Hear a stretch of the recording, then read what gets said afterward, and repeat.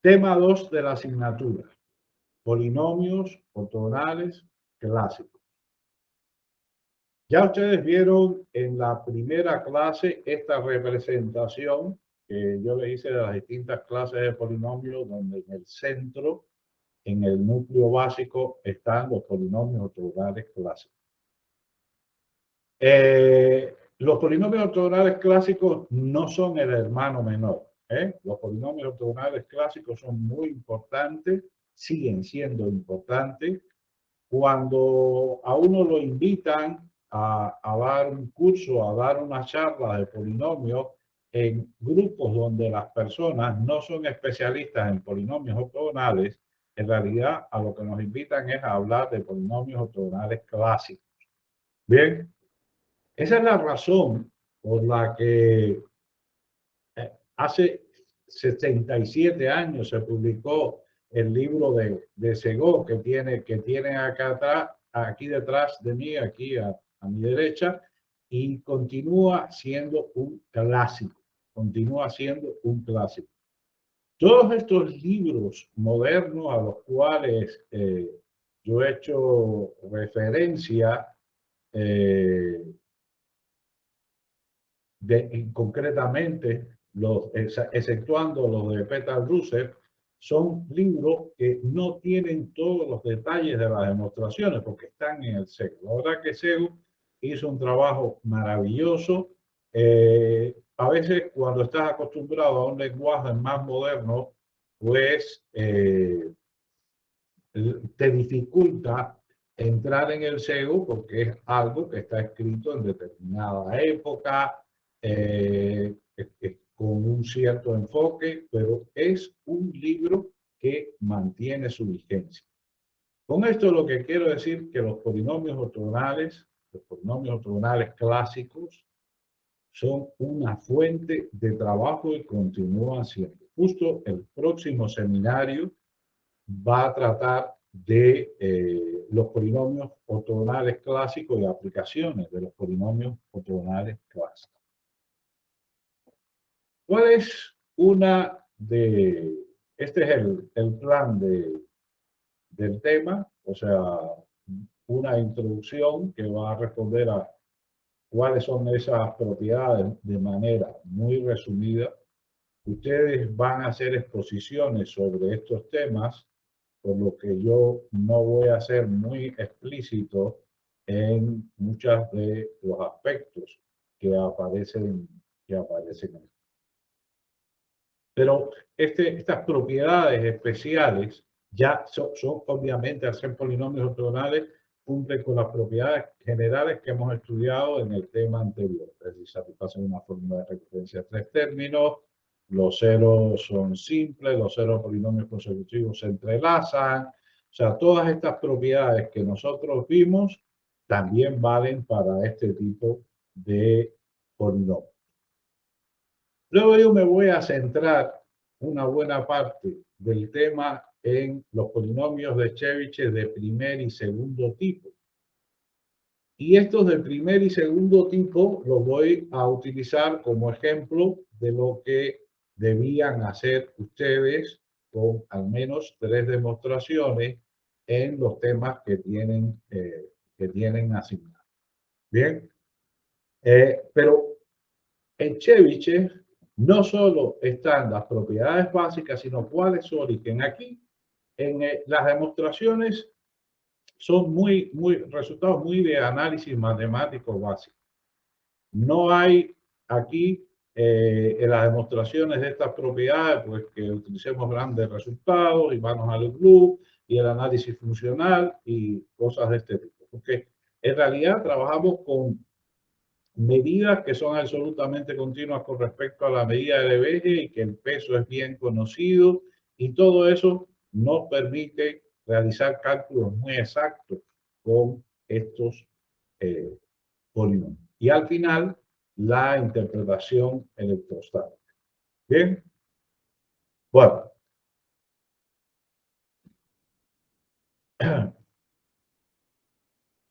Polinomios ortogonales clásicos.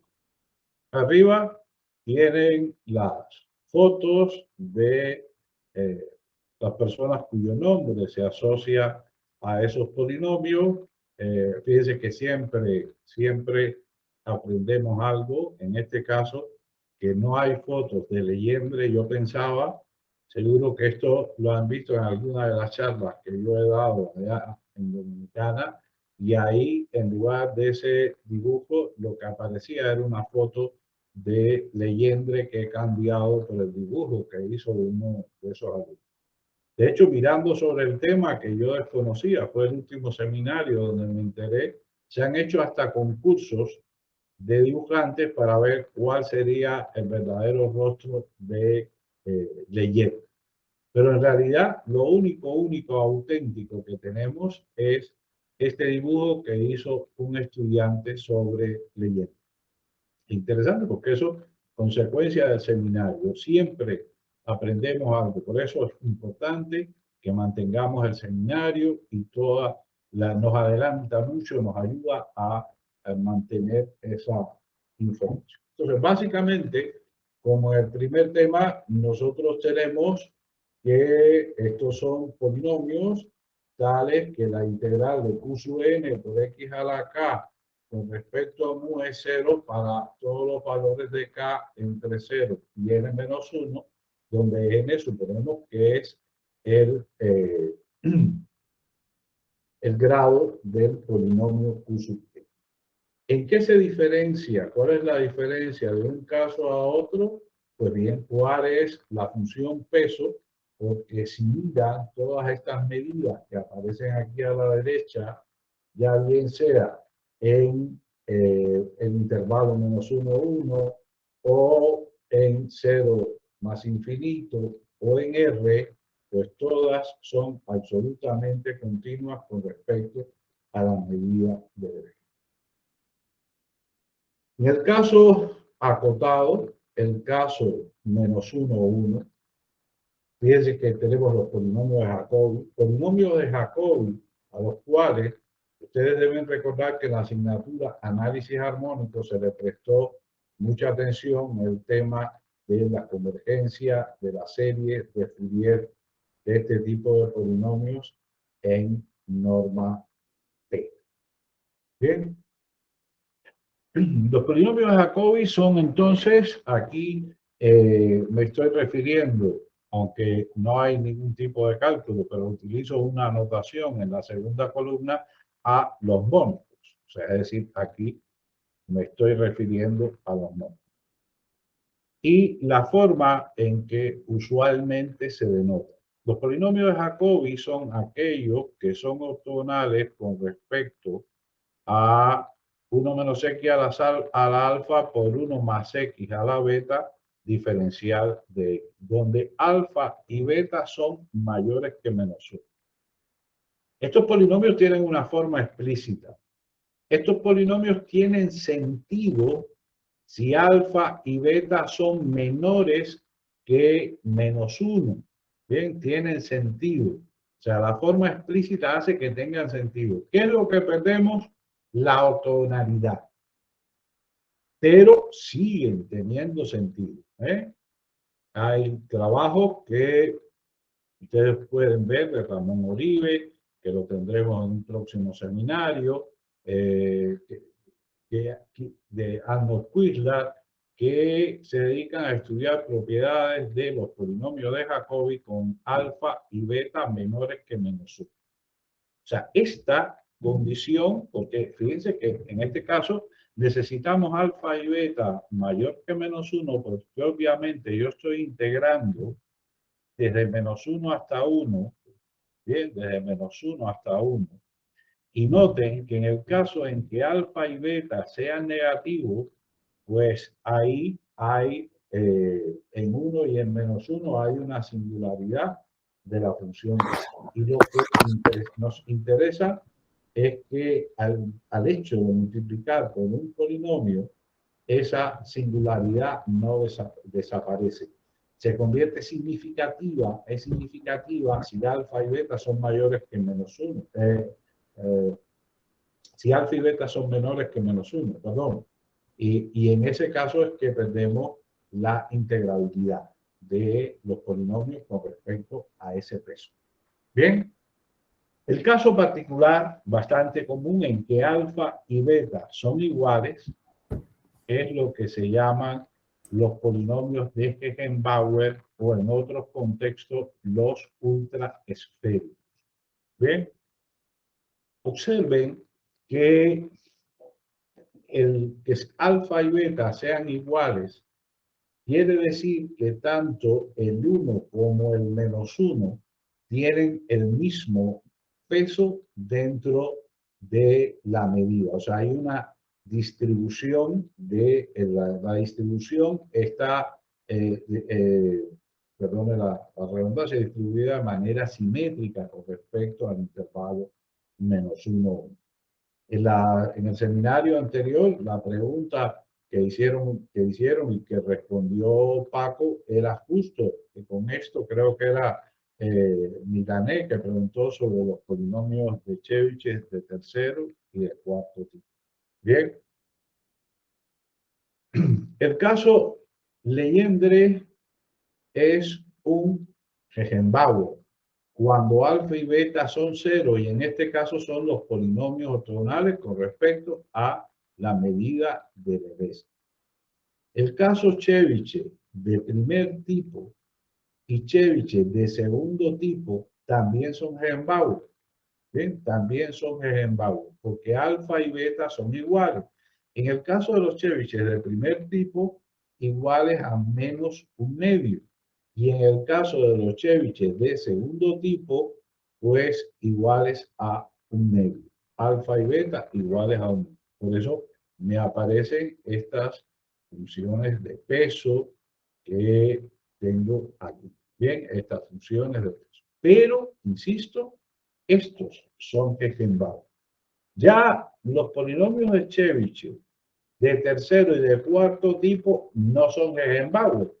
Y estos se diferencian uno de otro. Lo que hacemos es considerar que un peso es -1/2 y el otro es 1/2 y cambiarlos en lo siguiente. En el caso de los Chebyshev de tercer tipo, pues alfa es -1/2 y beta es 1/2.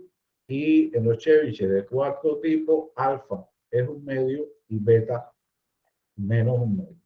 Aquí se pierde la simetría. ¿Ven? Se pierde la simetría de cómo esa función de peso está midiendo al intervalo. ¿Ven? Midiendo al intervalo. Esto tiene que ver mucho con la distribución de los ceros. Esto tiene que ver mucho con la distribución de los ceros y a lo mejor algunos de ustedes, concretamente los que tengan los Chebyshev de tercer y cuarto tipo, quizás nos pongan algún resultado de esa naturaleza. Luego vamos al caso Laguerre. ¿Sí? El caso Laguerre, tomamos medidas soportadas en 0 más infinito. El caso Laguerre estándar, ese caso tiene sentido siempre que alfa sea mayor que -1. ¿Bien? Si estoy en la integral multiplicando un polinomio por e a la -x, el e a la -x cuando x tiende a infinito tiende a cero tan rápido que mata la singularidad que se pueda producir, o sea, cuando el polinomio tiende a infinito. O sea, además de esa manera lo anula y esas integrales tienen sentido. Bien, aquí en algún tipo de literatura, creo que concretamente le llaman a esto asociado general, no exactamente la palabra que yo he utilizado, asociado. Otros le llaman polinomios de Laguerre generalizado. El caso Laguerre es alfa igual 0. Y es el caso en que Juan Hernández debe centrarse, en alfa igual 0. Pero los Laguerre en general, yo el e a la -x lo puedo multiplicar por x a la alfa siempre y cuando alfa sea mayor que -1. Y luego, por último, tenemos el caso Hermite. El caso Hermite, pues entonces se corresponde exactamente con el caso anterior. Ahí teníamos que multiplicamos solo por e a la -x porque Claro, cuando x tiende a infinito, aquí vamos desde 0 hasta más infinito, e a la menos x tiende a 0 y ayuda a que tengan sentido las integrales que nos van a aparecer cuando trabajemos con ortogonalidad. Aquí necesitamos que se haga 0 en ambos sentidos, o sea, cuando va más infinito y menos infinito, y por eso e a la menos x al cuadrado. Freud estudió casos como e a la menos x a la 4, o sea, hay trabajos concretamente, Juanjo, de la Universidad de Almería, tiene algunos trabajos en el caso de Sóboles, donde se trabaja sobre la recta con pesos de tipo Freud, que son, o sea, básicamente con e a la menos x a la 4. Digo, y un poco esta confusión porque aquí en extensiones de estos resultados se llama caso Freud si yo tengo, por ejemplo, e a la menos x y en lugar de x tengo una cierta función que crece como crece un polinomio, del mismo orden de un polinomio.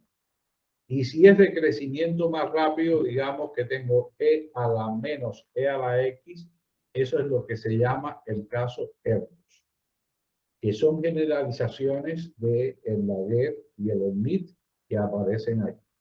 Pero bueno, no nos desviemos, centrémonos en estos que son los polinomios ortogonales clásicos sobre la recta real.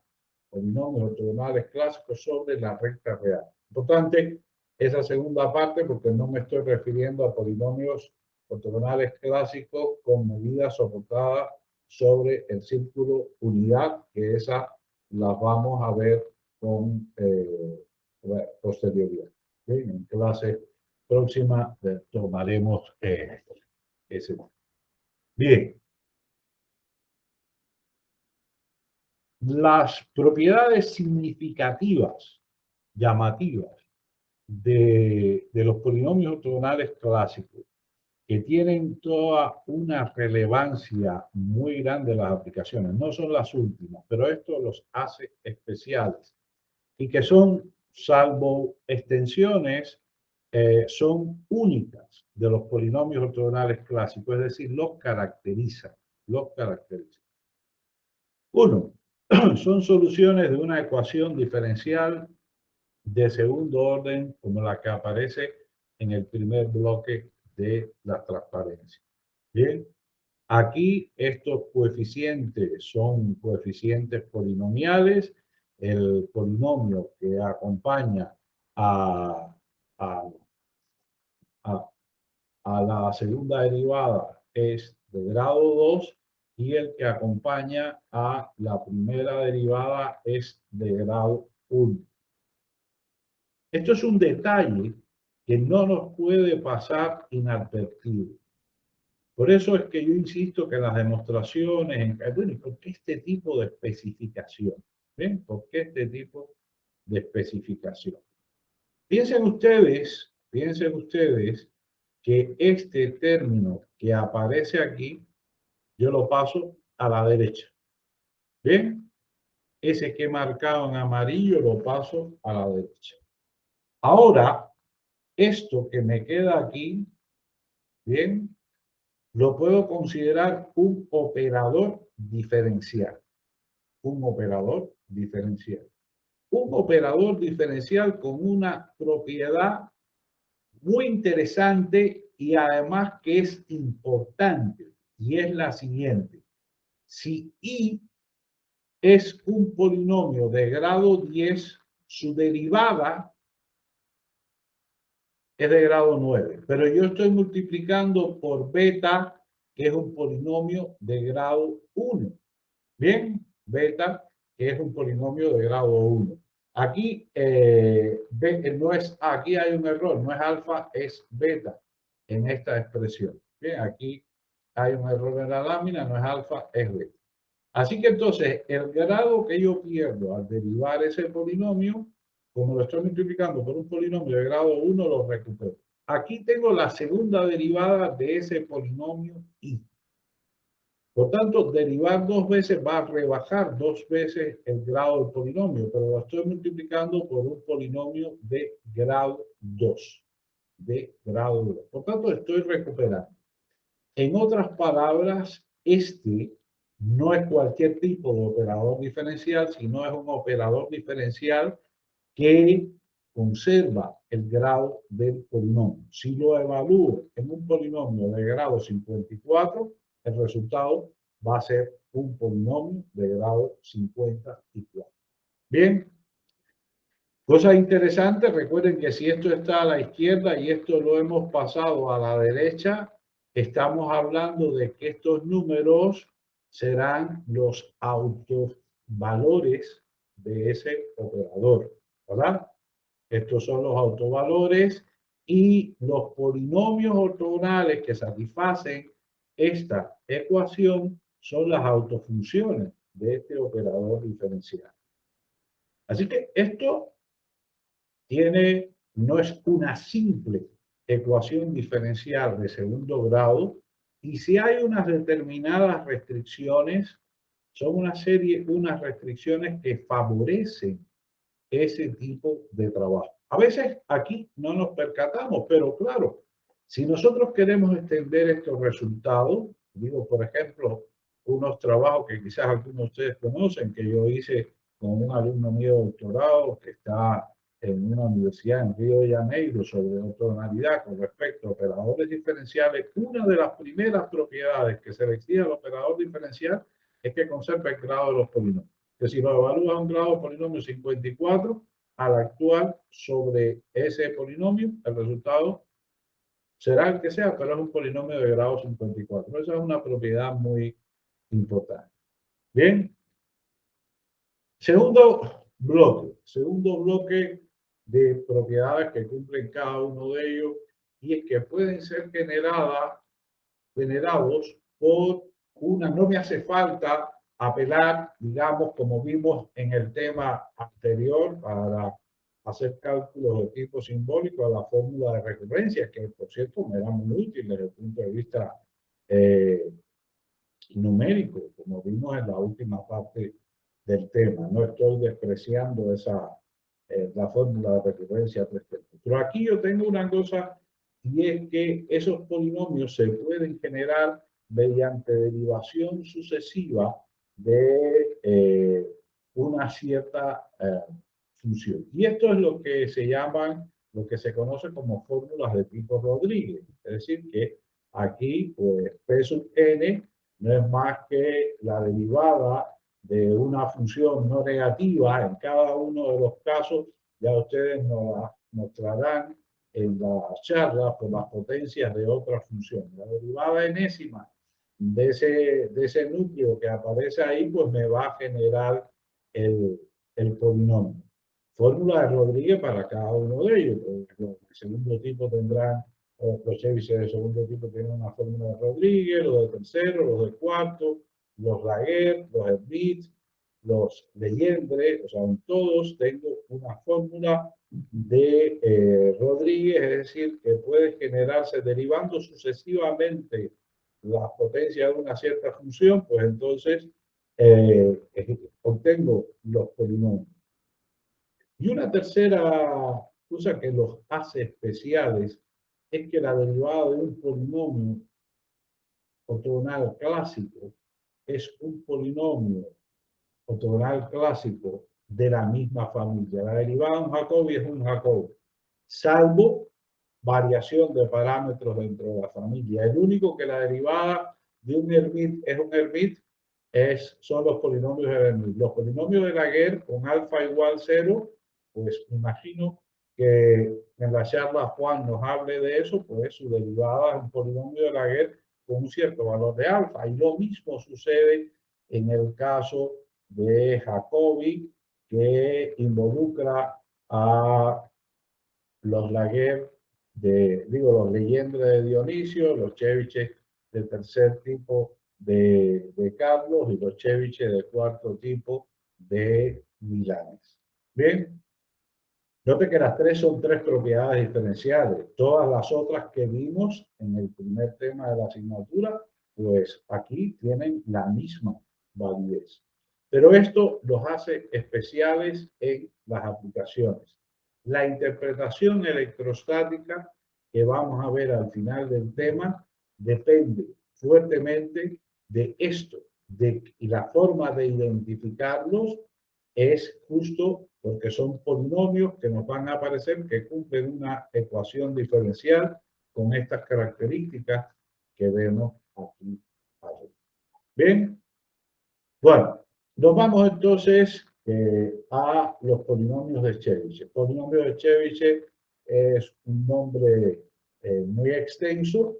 En realidad nos referimos a los polinomios de Chebyshev de primero y de segundo tipo, porque los de tercero y cuarto los hemos dejado para Carlos y Miranda. Polinomios de primero y segundo tipo.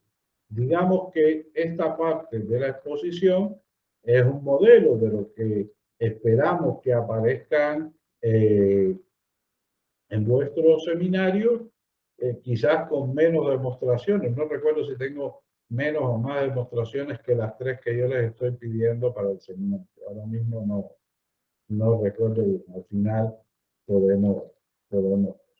Bien. Polinomios de Chebyshev, conocen ustedes, son tan importantes que hay libros solo sobre estos polinomios, solo, ni siquiera Jacobowitz, solo sobre ellos, solo sobre. Por ejemplo, el libro de Fox Parker, Polinomios de Chebyshev en análisis numérico, el de Mason, el de Chebyshev Polinomia, que es un clásico, igual que el libro de Rivlin de Polinomios de Chebyshev, un poco más antiguo, del año 74, pero también dedicado a este tipo de polinomios. Hay una frase que a mí me gusta mucho de Phil Davis, quizás porque no estoy seguro de que sea él. En algunos lugares la he visto.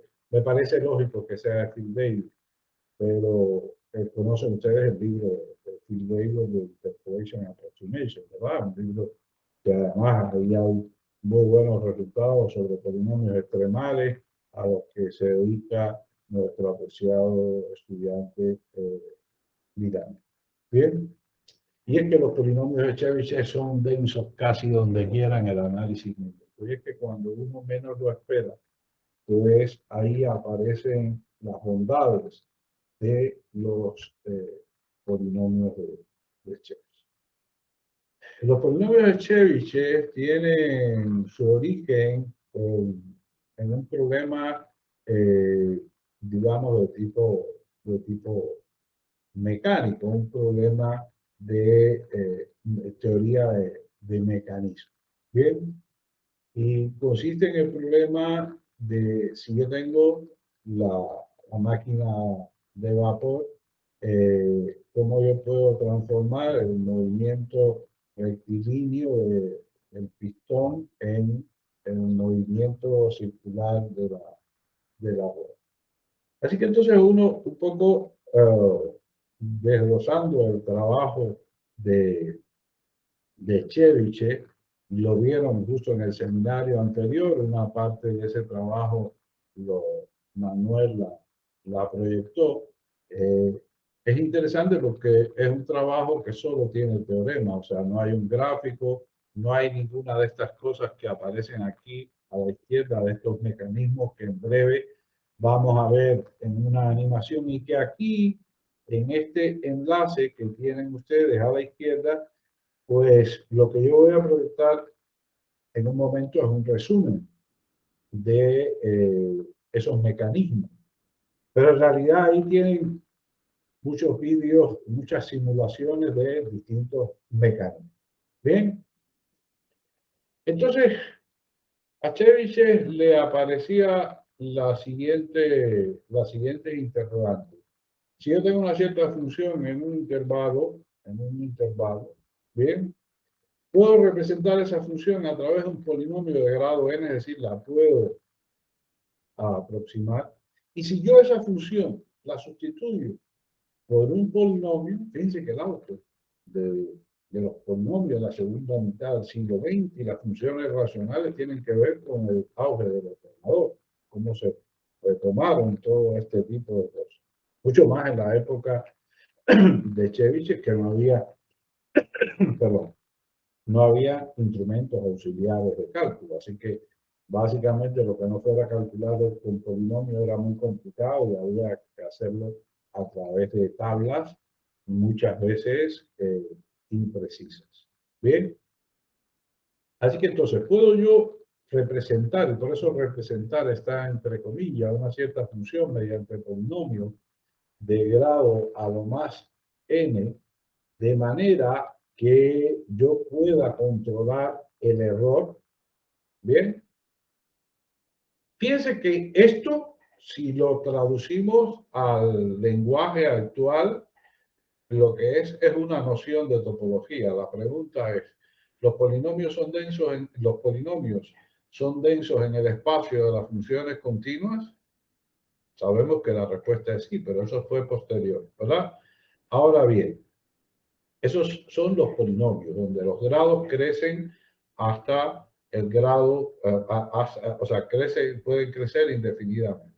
Ahora bien, si yo tengo los polinomios hasta un determinado grado que están en un subespacio del espacio de los polinomios, pero que es de dimensión finita, puedo yo escoger el polinomio más cercano.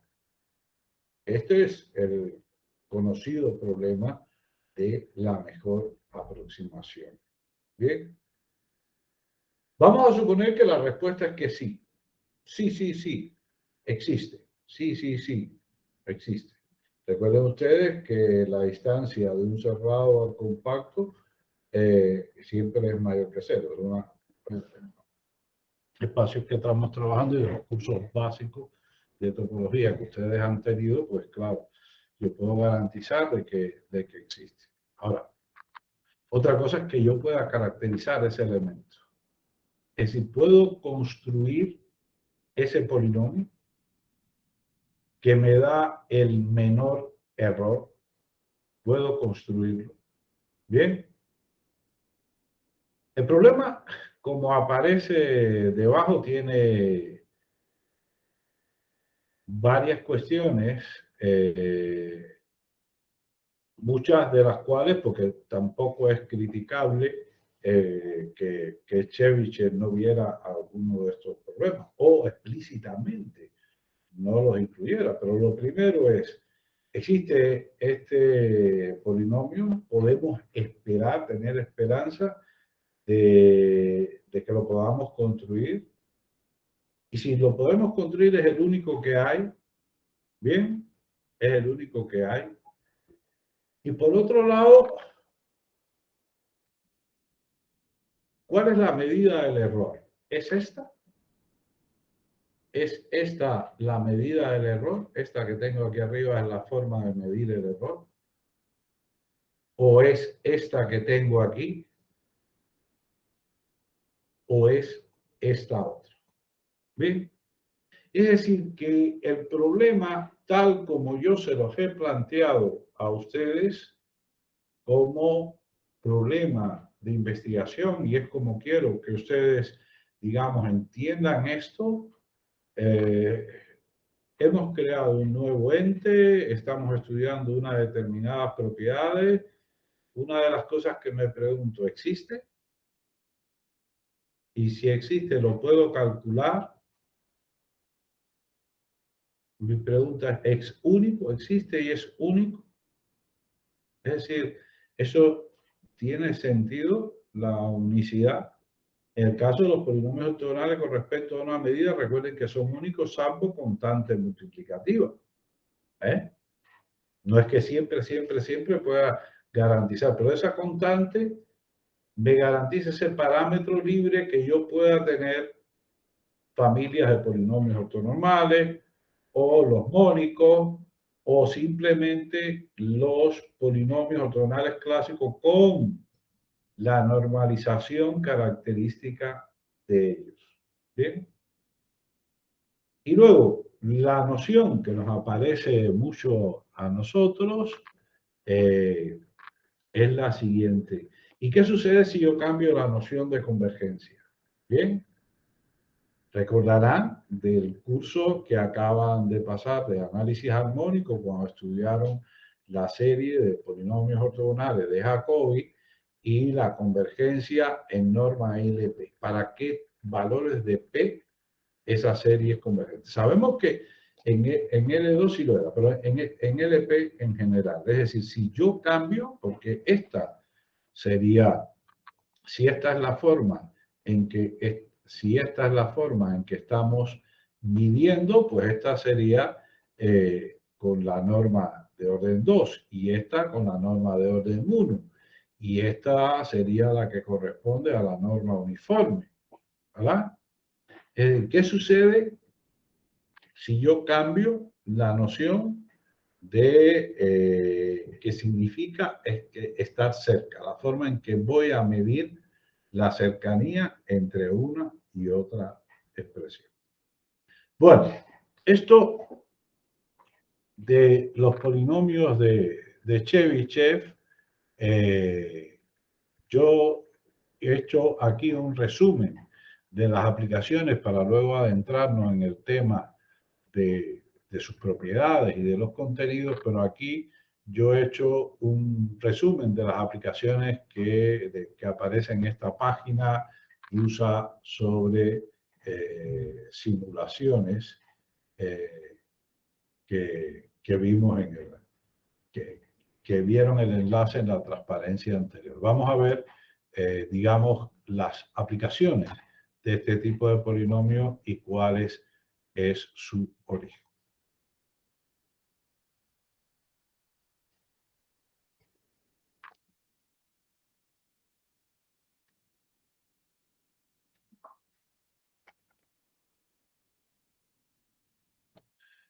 Observen que sobre la rueda es una variable que está entre 0 y 2pi, mientras que arriba en el segmento pues estamos variando en un determinado segmento entre -1 y 1. ¿No? ¿Cuál es el polinomio arriba que tiene la menor desviación de 0, es decir, del eje X? Este es el plantígrado de Chebyshev. Se utiliza en automática. Bien.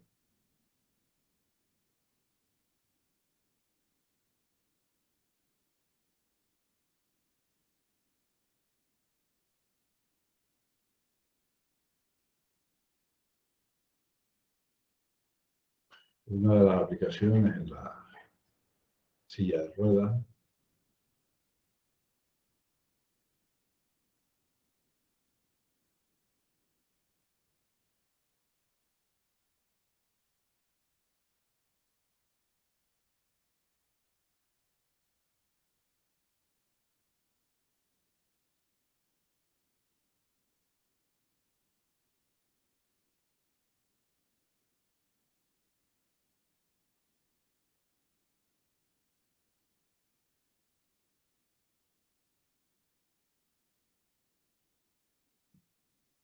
Es la doble aplicación del mismo mecanismo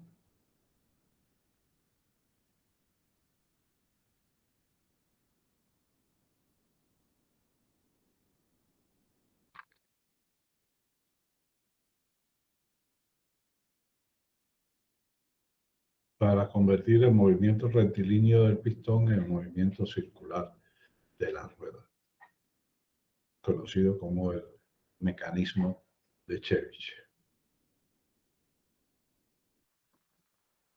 Bien, todos estos problemas de los que hablábamos hace un momento tienen su respuesta mediante una clase de polinomios muy especiales, que son los polinomios de Chebyshev.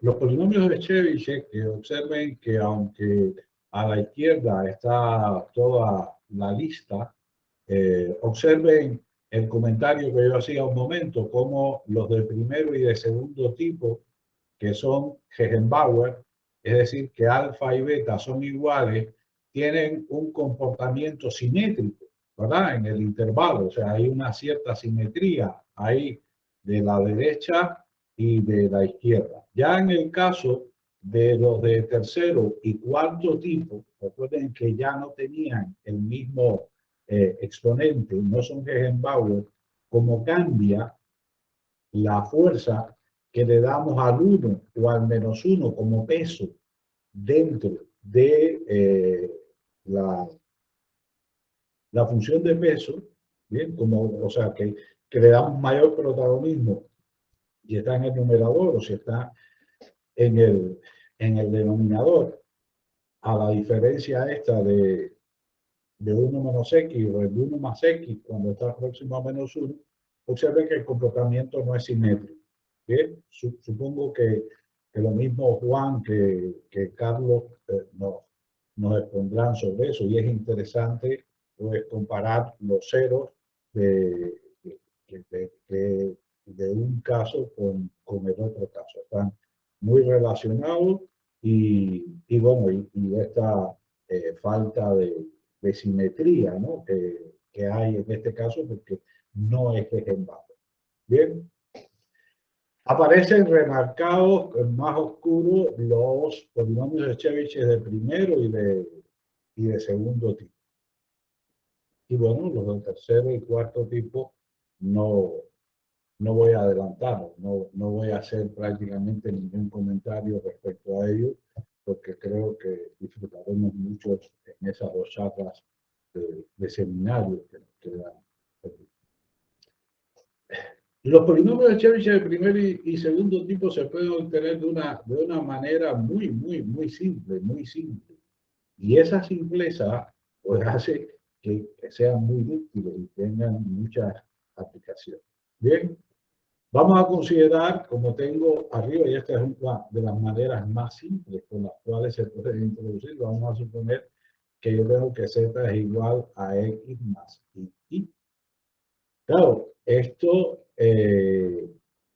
si, si, si, si z es del módulo 1, pues esto es a la, no, módulo 1 no, perdón, si esto tiene una representación exponencial, pues claro, estando en, la puedo escribir como e a la i teta.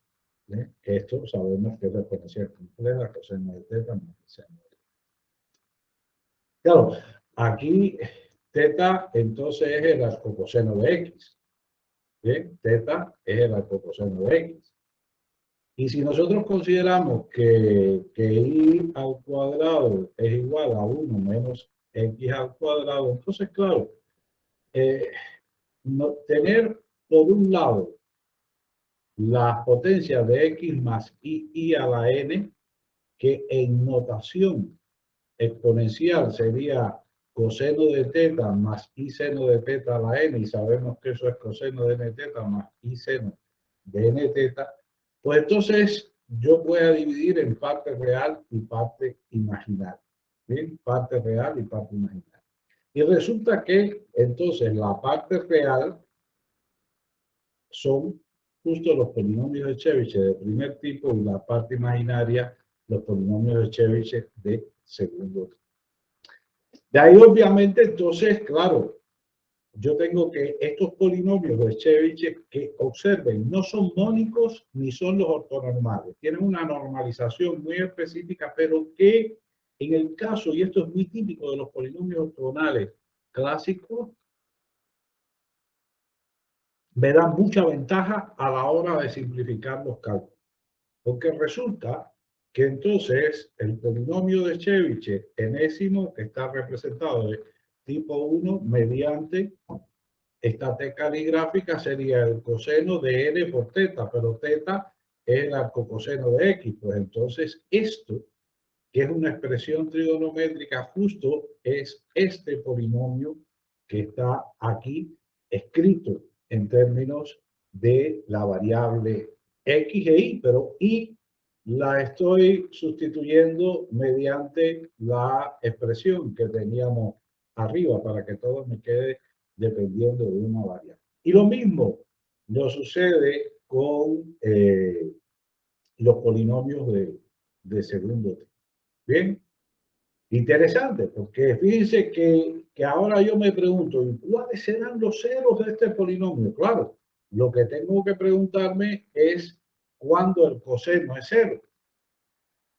Y de aquí, donde el coseno sea cero, pues n por arcocoseno de x tiene que ser igual a ese valor, lo cual quiere decir que arcocoseno de x es igual a ese valor entre n. Por tanto, x será el coseno de esa expresión. O sea, eso lo vamos a ver inmediatamente a continuación, la fórmula para los ceros. Pero esta expresión trigonométrica me da básicamente muchas facilidades, cosas que en polinomios ortogonales en general, sí, los ceros son simples, ceros de polinomios consecutivos se entrelazan, los ceros están en la envoltura convexa de ese punto de la medida, pero otra cosa es decir, los ceros están aquí, en este lugar. Y cuando hablamos de aplicaciones como nodos de fórmulas de cuadratura o nodos de fórmulas de interpolación o puntos de equilibrio electrostático de un cierto problema de electrostática, bien, nos hace falta conocer exactamente dónde están esos puntos, porque la solución es directa. Bien, es directa, sí. Ah, son los ceros del polinomio integral. Aplauso. Pero ¿dónde están esos ceros? Bien, ¿dónde están esos ceros?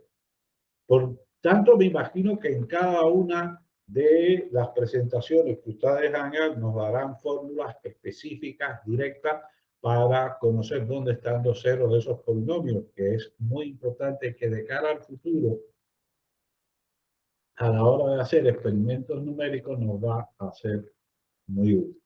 Bien, y lo mismo en el caso de los polinomios de segundo tipo. Ceros, entonces, de los polinomios de Chebyshev de primer y segundo tipo. Pues entonces, siguiendo esas ideas que vimos en la transparencia anterior, los ceros del enésimo polinomio vienen dados por esta expresión. Donde estos, bien, estos son los valores del argumento, los cuales el coseno se anula, bien, y por tanto, como estaba multiplicado por n dividido entre n, tenía que tomar, como era el coseno de x, pues tendría que tomar el coseno en ambos lados para despejar la ecuación. Y de ahí me sale esa expresión. Y lo análogo con los Chebyshev de segundo tipo. Ahora, sin apelar, bien, a lo que ya conocemos del tema anterior, pues claro, obviamente, estos valores todos están entre menos 1 y 1, porque el coseno está acotado entre menos 1 y 1, y los dos vienen dados en términos de expresiones de coseno. Así que los ceros están entre menos 1 y 1, sin ser menos 1 y ser 1. Sin ser menos 1 y ser 1. Bien, así que los ceros del polinomio enésimo están en menos 1, cosa que en el caso general, afortunadamente, pudimos demostrar si el producto es estándar, es decir, si el operador de multiplicación es simétrico con respecto al producto interior. Luego, vimos dos demostraciones, una directa y otra utilizando la fórmula de sumación de Christopher Darboux, de que los ceros de polinomios consecutivos se entrelazaban, ¿verdad? Que me aparecían con la función signo. Aquí lo único que hay que ver es que entre dos ceros del polinomio de Chebyshev de primer tipo hay uno del polinomio de Chebyshev de segundo. Perdón, me he adelantado. Perdón. Los ceros, o sea, que los ceros son simples, que eso está claro, no se repiten aquí, no hay en esta fórmula ceros de multiplicidad mayor que 1, es decir, no se repiten ceros. Si tengo dos polinomios consecutivos, pues entonces tengo los de Chebyshev de orden n y los de Chebyshev de orden menos 1, pues está claro que si aquí lo tengo con n y con n más 1, con n y con n más 1 del polinomio enésimo del polinomio n más 1, los ceros de polinomios consecutivos se entrelazan y además sé exactamente dónde están. Y sería probarlo utilizando esa expresión trigonométrica. Otra cosa, y era lo que me refería hace un momento, que confundí la expresión, si tengo los ceros de los polinomios, digamos, de Chebyshev de primer tipo y de segundo tipo, pues estos se entrelazan. Porque voy a adelantar una cosa, los polinomios de Chebyshev de segundo tipo son justo los polinomios asociados que vimos nosotros al final del tema anterior con respecto a los del primer tipo. O sea, teníamos los polinomios ortogonales y luego complementamos para buscar la solución de la ecuación en diferencia de segundo orden allí general que se deducía a partir de la relación de recurrencia a tres términos, y aquí en particular es esta que he marcado en amarillo. Pues entonces las soluciones eran los polinomios de Chebyshev de primer tipo y de segundo tipo. Es decir, los polinomios asociados, polinomios muchas veces llamados de segundo tipo, son justo los Chebyshev de tipo 2 con respecto a los de Chebyshev de tipo 1. La fórmula de recurrencia. La fórmula de recurrencia allí era consecuencia de la ortogonalidad, ¿verdad? Lo que hacíamos era x por p sub n, desarrollarlo en serie de Fourier con respecto a los polinomios, los coeficientes de todas las potencias de grado menor que n-1 iban a ser 0, eso por ortogonalidad, y nos quedaba la fórmula de recurrencia a tres términos. Y uno puede pensar, si los polinomios ortogonales, la noción de ortogonalidad, todo esto es posterior a que aparecieran estas clases de polinomios, ¿cómo había fórmula de recurrencia a tres términos? Porque en estos casos, digamos, por ejemplo, en el caso de los Chebyshev de tipo 1, la fórmula de recurrencia, utilizando la notación trigonométrica, no es más que esta identidad trigonométrica conocida. Bien, y lo mismo nos sucede con los Chebyshev de segundo tipo. Es decir, que la fórmula de recurrencia no se obtiene en esas primeras clases de funciones que se comienzan a estudiar como consecuencia de la ortogonalidad y toda esta situación que vimos arriba, porque en este primer momento del siglo XIX que aparecen estas clases de polinomios que tienen esas propiedades especiales, que tienen su marco de aplicación, aún no se sabe cuál de las propiedades que tienen, entiéndase que son extremales con respecto a la norma, que satisfacen relaciones de recurrencia a tres términos, que son ortogonales, ¿ve? Que tienen los ceros localizados, son simples. O sea, hay toda una serie de propiedades que cumplen estos polinomios, pero hay una que es la ortogonalidad que permite establecer una teoría general y que implica a las siguientes. Aunque, como sabemos, los polinomios que satisfacen fórmula de recurrencia no tienen por qué ser ortogonales y tienen la sucesión de potencias usuales, 1x, x al cuadrado, x a la 3, que sabemos que no hay ninguna medida con respecto a la cual sean ortogonales, y eso es una consecuencia del teorema de Favart que vimos en el tema anterior. Así que entonces, en este primer momento, estas fórmulas no salen, no son consecuencia de la noción de ortogonalidad que adquiere relevancia. Algunos dicen que ya Chebyshev había advertido la ventaja de considerar como primario la noción de ortogonalidad, pero en realidad Stiglitz, desde mi punto de vista, de mi modesto punto de vista, quien tiene conciencia de que esto es lo importante, que lo relevante es la noción de ortogonalidad, que luego Chohat en su libro, prelibro de Sego, le dio cierta relevancia, y está claro que los primeros capítulos del libro de Sego, los polinomios ortogonales y la ortogonalidad es la propiedad, digamos, que garantiza que se cumplan todas esas propiedades, no las propiedades diferenciales. Las propiedades diferenciales sí no son consecuencia de la ortogonalidad. Es decir, que el ser solución de una ecuación diferencial de segundo orden, el que sean polinomios que se puedan generar mediante derivadas sucesivas de una cierta expresión, la fórmula de Rodríguez, o que las derivadas de polinomios ortogonales sean polinomios de la misma familia. Estas son exclusivas de los clásicos y no se derivan de la ortogonalidad. Las otras, estas que estamos viendo aquí, sí, estas sí tienen ese sentido. También para esta fórmula de recurrencia, para esta, ecuación en diferencia, se puede hablar de otra pareja de soluciones, ¿verdad? Otra pareja de soluciones que no como mismo una base del espacio de solución está formada por los polinomios de Chebyshev de primer y de segundo tipo, pues también los polinomios de tercer y cuarto tipo, pues también me darían una base, y aquí aparece esa relación de recurrencia como estaría relacionada. O sea que entre lo de tercer y cuarto tipo, pues hay una especie de matrimonio aquí que seguro Carlos y Milanés nos lo van a evidenciar en su chat. Bien.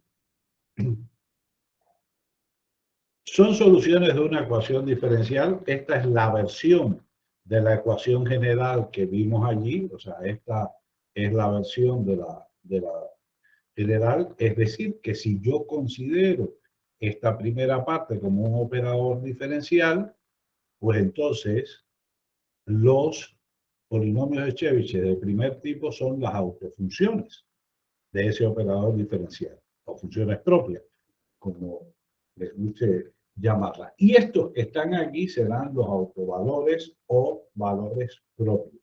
Bien. En el caso de los Chebyshev de segundo tipo, entonces tenemos esta ecuación diferencial que satisface, lo cual quiere decir que si me quedo con esta parte, que es un operador diferencial de segundo orden, observen que tanto este operador diferencial como este garantizan que cuando yo lo evalúo en un polinomio de grado n, el resultado también es un polinomio de grado n. Pues aquí entonces las autofunciones o funciones propias serían los polinomios de Chebyshev de segundo tipo, y los autovalores o valores propios pues serían estos que aparecen aquí con signo contrario. La fórmula de Rodríguez en cada caso. En el caso de los Chebyshev de primer tipo son generados por esta expresión derivada sucesiva de esta expresión, y los Chebyshev de segundo tipo por derivada sucesiva de esta otra expresión que aparece aquí. Bien. Recuerden que uno puede pensar, y desde el punto de vista simbólico, uno pudiera pensar en los programas estos que me entregarán el día 28 antes de las 11:59, que subirán a la plataforma. Uno puede pensar, bueno, mira, yo esto lo voy a generar pues utilizando la fórmula de Rodríguez.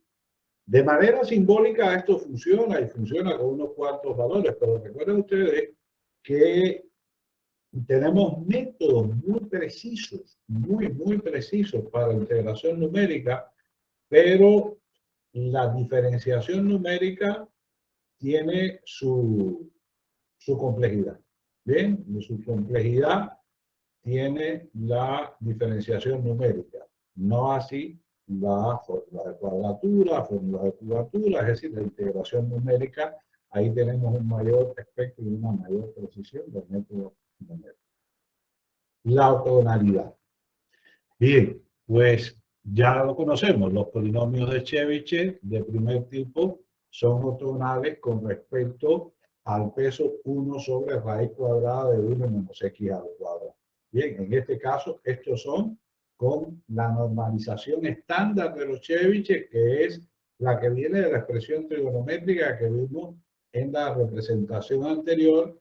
Pues si n y m son 0, es pi. Si n es igual a m y son mayores que 0, es pi medios, y 0, obviamente, si son de grado distinto, porque eso es lo que significaría la ortogonalidad. Y en el caso de los Chebyshev de segundo tipo, pues entonces tenemos esta relación que aparece acá. Si n es igual a m, es pi medio, bien, es decir, pi medios es el cuadrado de la norma. Porque si aquí estamos hablando de producto escalar, pues la raíz cuadrada del producto escalar de un polinomio por sí mismo sería su norma. Es decir, que la norma sería la raíz cuadrada de esta expresión. Y cero en el caso en que sea distinto. Claro, si ahora yo quiero tener las normalizaciones más frecuentes que se utilizan, no la normalización de estos, en particular de estos polinomios. ¿Por qué me interesan estas dos normalizaciones? Imaginemos que mañana estamos haciendo ensayos para comparar con un resultado de investigación y claro, los ejemplos concretos que se trabajan, pues casi siempre los primeros lo que utilizamos son pesos clásicos, es decir, los pesos de Chebyshev, los pesos de los Chebyshev de primer tipo, de segundo tipo, un Gegenbauer, un Jacobi, un Laguerre, un Hermite, según sea el caso. Bien, según sea el caso. Y si estamos en clases de polinomios mucho más generales que los clásicos, claro, ahí no hay una normalización de este tipo específica como los que vimos para los Chebyshev de primer y segundo tipo que me facilite el trabajo. Ahí dependo únicamente de la noción de ortogonalidad. Únicamente de la noción de ortogonalidad. Por tanto, para comparar, tendré que tenerlo o los mónicos o los ortonormales. O los mónicos o los ortonormales. Por eso, en cada caso de la charla que nos van a dar ustedes al final del curso, habrá que especificar, bien, esta es la normalización usual para esta clase de polinomios, pero los mónicos son estos y los ortonormales son estos. Para conocer los mónicos hay que conocer quién es el coeficiente principal, ¿verdad? El coeficiente principal de la normalización usual en los Chebyshev es 2 a la n-1. Por eso estoy dividiendo por 2 a la n-1 para que me quede el mónico. Y 2 a la n en el caso de la normalización usual de los Chebyshev de segundo tipo. Por eso estoy dividiendo entre 2 a la n para que me quede el primer coeficiente 1. O en el caso de los ortonormales, pues tengo que dividir este polinomio entre su norma. Bien, ya sabía que el cuadrado de la norma, o sea, la norma será la raíz cuadrada de pi medio, pero como tengo que dividirlo, pues entonces por eso es que estoy multiplicando por la raíz cuadrada de 2 sobre pi. Bien, importante contar con estos porque lo mismo sucede con Wx máxima.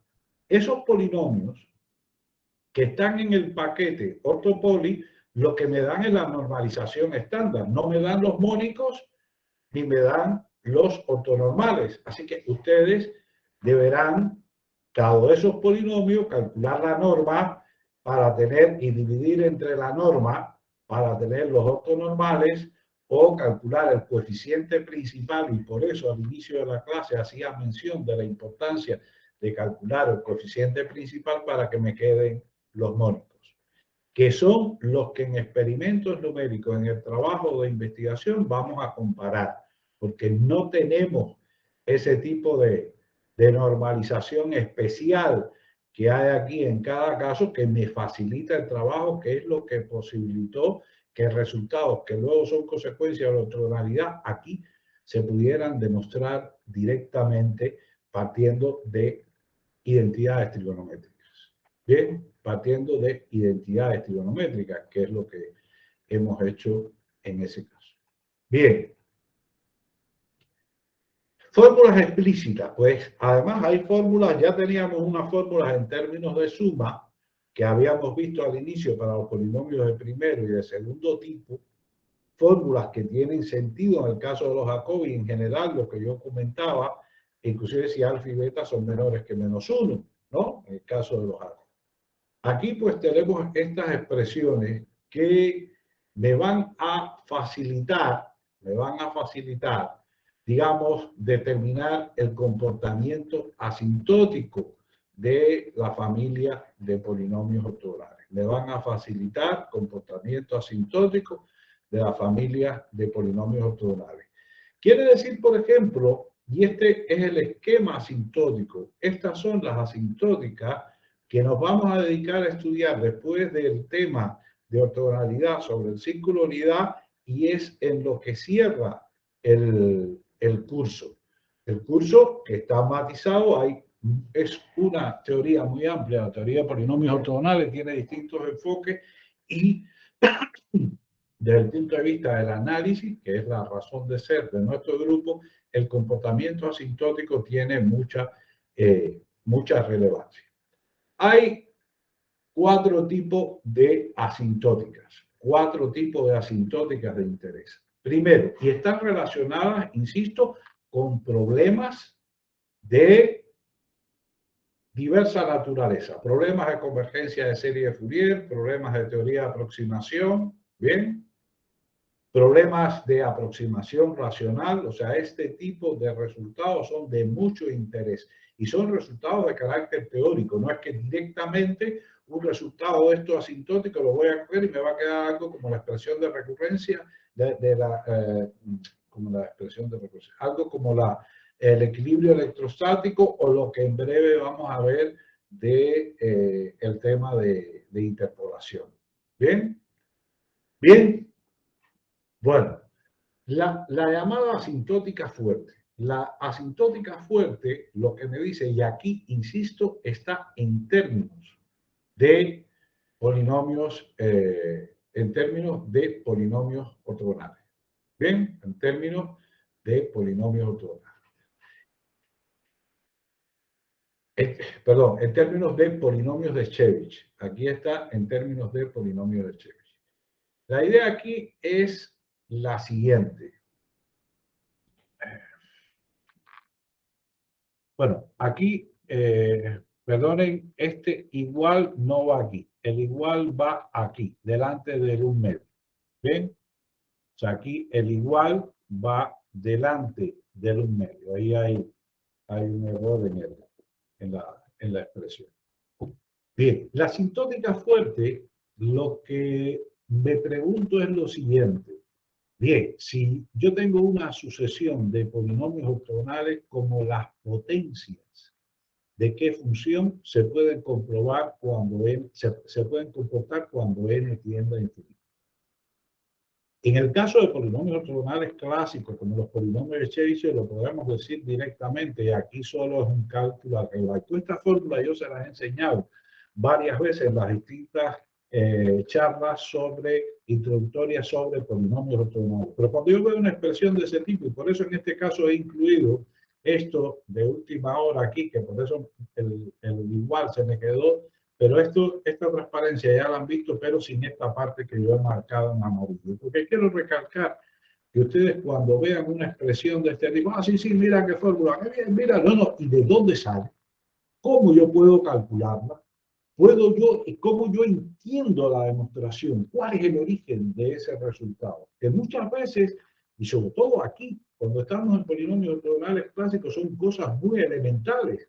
Y sobre ese tipo de cosas elementales serán las preguntas en el seminario que yo les voy a hacer sobre el tema que tiene cada uno de ustedes para poder valorar el nivel de comprensión que tienen de esa clase de polinomios.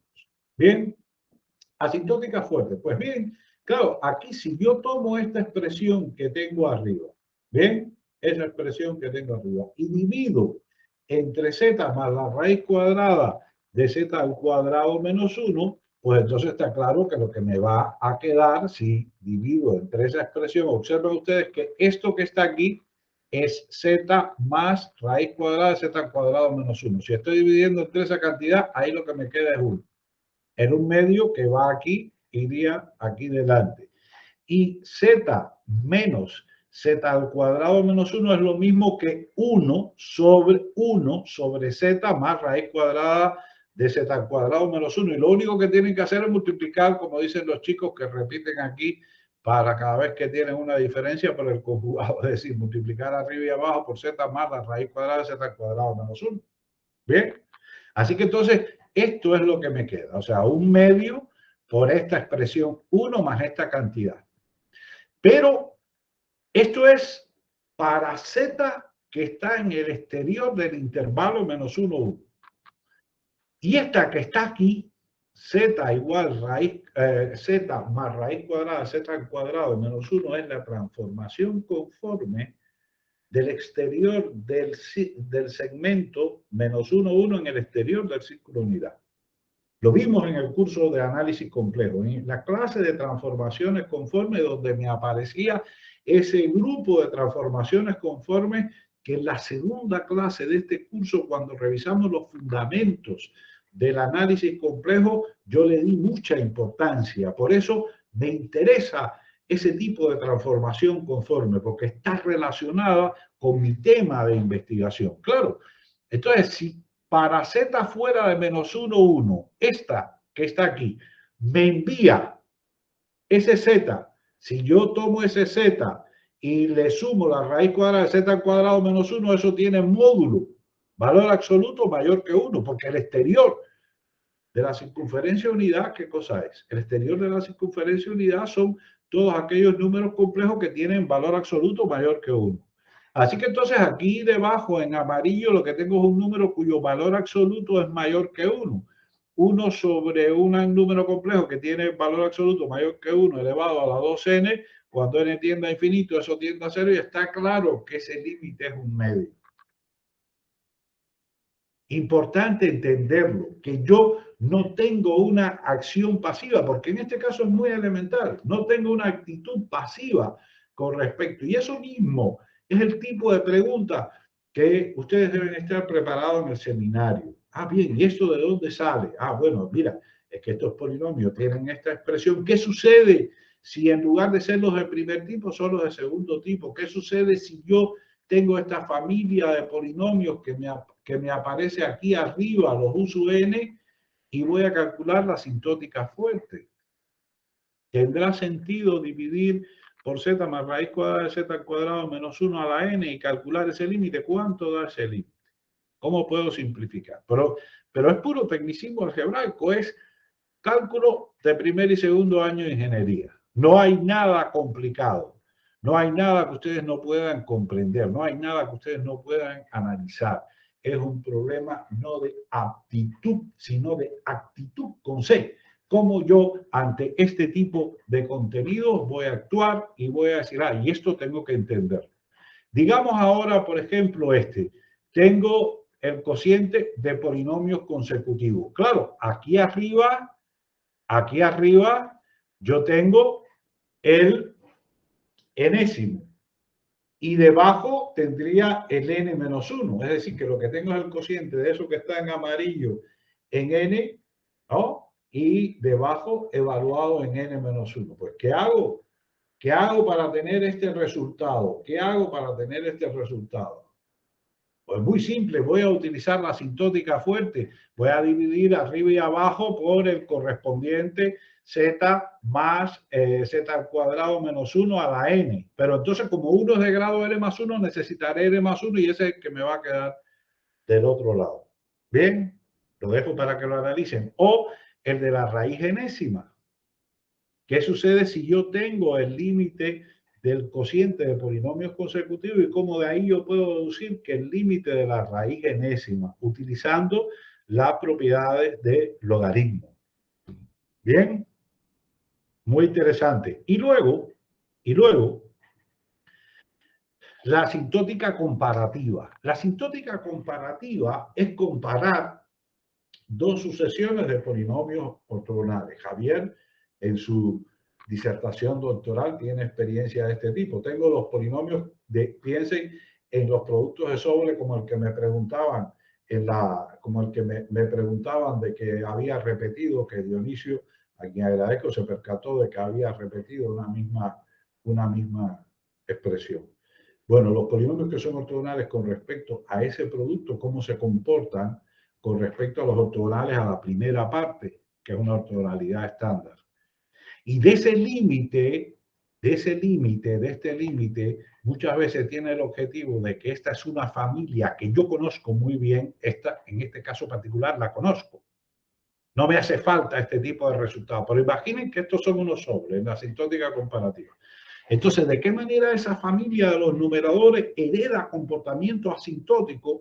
Si yo conozco cómo se comporta esta, pues esta cómo se va a comportar. Bien, digamos, por ejemplo, ¿cómo sería el límite del cociente de los U sub n? Pues otra variante es, digo, bueno, tengo U sub n sobre eso n más 1, ¿no? Digo, sobre U sub n menos 1, pues voy a multiplicar y dividir por los T sub n, cuyo comportamiento conozco. Bien, y conozco la asintótica comparativa. Así que, insisto, esto de el comportamiento proactivo de manera de yo entender, porque yo no puedo decirles que uno de los problemas que tiene, no, mira, se resuelve dividiendo por las raíces. No, no, no.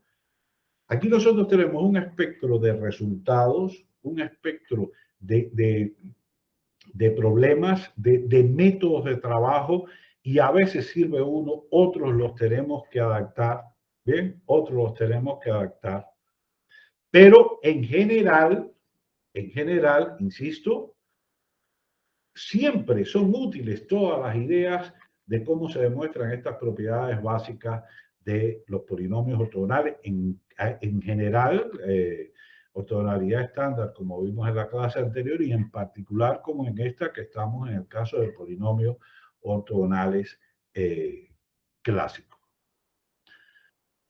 Voy a dejarlo aquí y continuamos en la clase del jueves con las aplicaciones de estos contenidos en interpolación y interpretación electrostática.